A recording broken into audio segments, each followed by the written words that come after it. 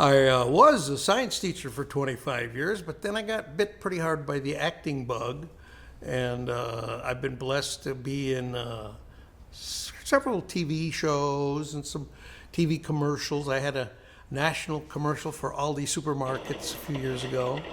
I've been in Glee, I don't know if you remember that show, and Ray Donovan, and just a lot of shows. Occasionally I get a residual check from SAG-AFTRA. I've gotten checks for $3,000, and I just got one the other day for 5 cents. That's truth. I do a lot of live performances too. For 29 years, I played the Baron of Cronenberg out at the Cronenberg Renaissance Festival. For 30 years, I played Mr. Samuel Pickwick of the Pickwick Papers out at the Riverside Dickens Festival, and various other, I call it like environmental theater. I enjoy acting, did some community theater. Lately, with my beard, when I have it, I've been doing a lot of Santa Claus gigs too, so I'm told I have just the right nose and the right cheeks and the right eyes for Santa Claus. Something happened in about 4 years ago, and I had just done 12 weekends in a row of Renaissance festivals. Was not feeling well, and decided to stop by this urgent care center. And what did they tell me? But, sir, you need to get to a hospital right now. You're having a heart attack. And that was a surprise. And that was kind of the first miracle of the day. I remember, for some reason, they didn't call an ambulance. So I remember backing into Fairfax Avenue, and the next thing I remember, I'm pulling up to the emergency room at Cedars-Sinai. I'm pretty sure I was pretty close to not making it, because someone walked through the emergency room and saw me and said, "I need a wheelchair." So where things really took an amazing turn of events, about 4 o'clock in the morning, I'm laying in my room, pitch black, and just kind of laying there, not to sound too dramatic, but on the edge of life and death. And I'm laying there pitch black, and I sensed a bright light at the end of the room, at the end of my foot of my bed. And so I looked, and here is my mother and my father and my brother. And my immediate thought was, well, that's it for me. They've come to take me to heaven.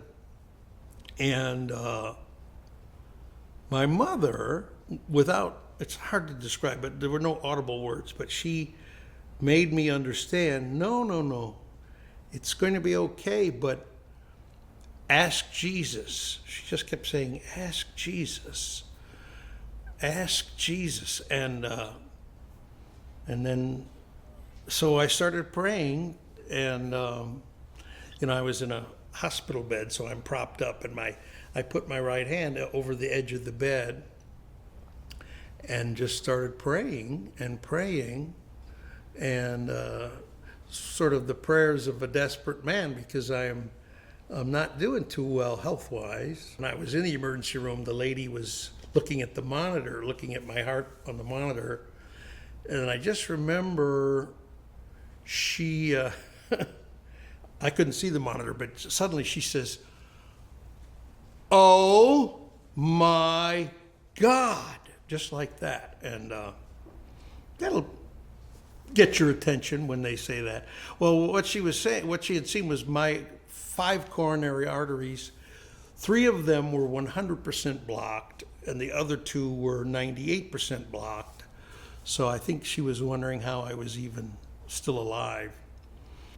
And now this is the part where I say, you can believe this if you choose to, but this is what happened, and I'll have to excuse myself in advance. I can almost never get through this without choking up a little bit.